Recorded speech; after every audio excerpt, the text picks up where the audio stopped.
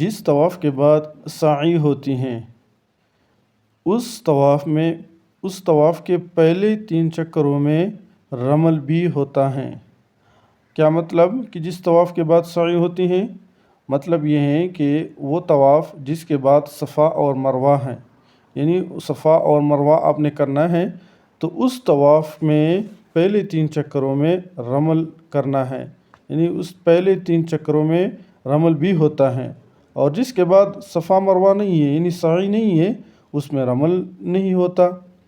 اب رمل کیا ہے؟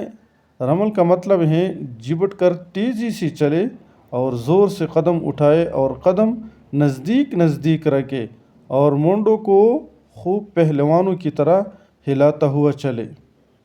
مطلب وہ پہلوانوں کی طرح چھاتی کو نکالے، سینے کو باہر نکالے اور قدم کو چھوٹا رکھے اور ایسے اکڑ کے چلنا جیسے کوئی پہلوان ہوتا ہے، تو اس کو کہتے ہیں رمل۔ آپ نے اس کو پہلے 3 چکروں میں کرنا ہے، لیکن صرف مرد حضرات، عورتوں کے لیے نہیں ہے، یہ صرف مردوں کے لیے ہیں اس طواف میں جس طواف کے بعد صفا اور مروہ ہیں۔ اب اگر زیادہ ہجوم ہے، زیادہ رش ہیں کہ رمل نہیں کر سکے گا، تو ہجوم کم ہونے تک طواف کو مؤخر کرے، یعنی انتظار کرے۔ جب ہجوم کم ہو جائے اس کے بعد طواف رمل کے ساتھ کرے۔ اگر طواف رمل کے ساتھ شروع کیا، اگر طواف کو رمل کے ساتھ شروع کیا اور 1-2 چکر کے بعد اتنا ہجوم ہو گیا کہ رمل نہیں کر سکتا، تو رمل کو موقوف کر دے، یعنی رمل کو ترک کر دے اور طواف جو ہے وہ پورا کر دے۔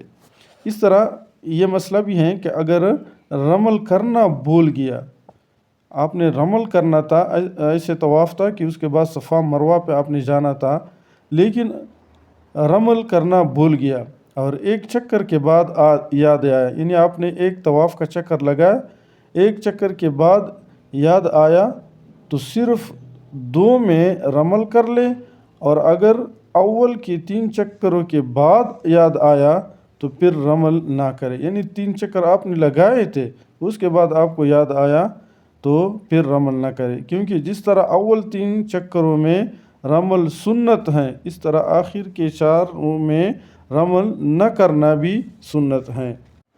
اس طرح یہ بھی مسئلہ یاد رکھے کہ سارے طواف میں رمل کرنا مکروہ ہے، یعنی 7 چکروں میں رمل کرنا یہ مکروہ ہے، لیکن کرنے سے کوئی جزا واجب نہیں ہوگی، یعنی کوئی دم وغیرہ واجب نہیں ہوتا ہے، لیکن اس طرح کرنا مکروہ ہے۔ اور یاد رکھیں کسی مرض یا بڑھاپے کی وجہ سے اگر کوئی رمل نہیں کر سکتا تو کوئی حرج نہیں ہے، اس پر بھی کوئی دم وغیرہ واجب نہیں ہوتا ہے۔ اور اس طرح یہ مسئلہ بھی یاد رکھیں، رمل کرتے ہوئے بیت اللہ شریف کے قریب چلنا افضل ہے، لیکن اگر قریب ہو کر رمل نہ کر سکتا ہو، یعنی رش ہے، تو پھر فاصلے سے رمل کے ساتھ طواف کرنا افضل ہے۔ محض قریب کے فضیلت حاصل کرنے کے لیے دوسروں کو تکلیف دینا یہ گناہ ہے۔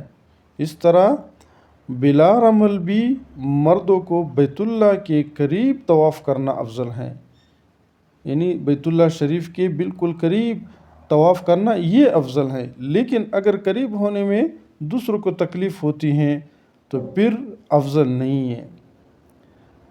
اچھا، یہ مسئلہ بہت اہم ہے، اگر قصداً کسی نے 8واں چکر بھی کر لیا، یعنی 7 چکر ہیں، اس نے 8واں چکر بھی لگا لیا، تو پھر 6 چکر اور ملا کر پورا طواف کرنا واجب ہے، گویا اب 2 طواف ہو جائیں گے۔ کیوں کہ 8 چکر وہ تھے اور 6 اور ڈالے اس میں، تو یہ کتنے بن جائیں گے؟ یہ 14 اور 7 چکر ہوتا ہے، تو اس بندے کے لیے 6 چکر اور بھی لگانا ہے، ورنہ طواف نہیں ہوگی۔ اسی طرح 7वें चक्कर के बाद वहम या वसवसा से 8वां चक्कर कर लिया, तब भी उसको दूसरा तवाफ़ पूरा करना लाजिम है। अगर 8वां चक्कर किया और गुमान ये था कि ये 7वां चक्कर है, लेकिन बाद में मालूम हुआ कि ये 8वां है, तो फिर दूसरा तवाफ़ लाजमी नहीं है, क्योंकि इसने गुमान पर ये 8वां चक्कर किया था। तो जब बाद में मालूम हुआ कि ये 8वां है, तो फिर अब दूसरा तवाफ़ लाजमी नहीं है। लेकिन अगर तवाफ़ रुकन में शक हो जाए तो इसका इआदा करे, और अगर तवाफ़ फ़र्ज़ वाजिब के बाद अगर तवाफ़ फ़र्ज़ वाजिब के पैरों की तादाद में शुबा हो जाए तो जिस पैरे में शक हुआ उसका इआदा कर ले।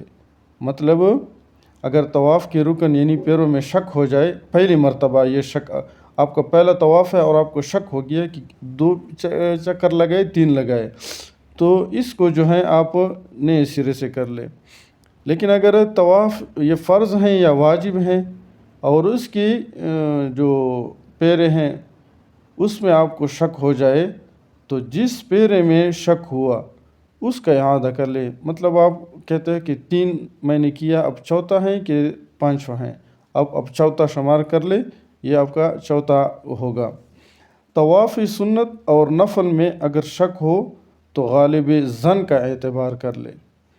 अगर कोई आदिल शख्स तवाफ़ करने वाले के साथ हो, यानी आदिल हैं, नेक इंसान है, वो तवाफ़ करने वाले के साथ हो और वो तादाद पैरों की कम बताए, तो उसके कौल पर एहतियातन अमल करना मुस्तहब है, और अगर 2 आदिल शख्स बता दे तो उनके कौल पर अमल करना वाजिब है। तो ये कुछ मसाइल तवाफ़ के बारे में। अब आब ज़मज़म पीने का तरीका, यानी आपका तवाफ़ तो हो गया, उसके बाद आपने नमाज भी पढ़ लिया, अब नमाज के बाद आब ज़मज़म पीने का तरीका क्या है। आब ज़मज़म पर नमाज तवाफ़ के बाद आए, यानी जब आप तवाफ़ की नमाज 2 रकात जो वाजिब होती हैं वो पढ़कर उसके बाद आए, और अगर बसहूलत मुमकिन हो तो ख़ुद पानी खींचे और बिस्मिल्लाह पढ़कर, यानी ख़ुद पानी डाले और बिस्मिल्लाह पढ़कर खड़े होकर या बैठकर क़िबले रू होकर ये दुआ पढ़कर और खूब डट कर पिए। ये दुआ है, अगर कोई याद कर सकते हैं इसको याद कर ले। अल्लाहुम्मा इन्नी अस्अलुका इल्मन नाफ़िअ व रिज़्क़न वासिअ व शिफ़ाअन मिन कुल्लि दा, यानी या अल्लाह मैं आपसे इल्म नाफ़े और रिज़्क़ वासिअ और शिफ़ाए कामिला का तलबगार हूँ।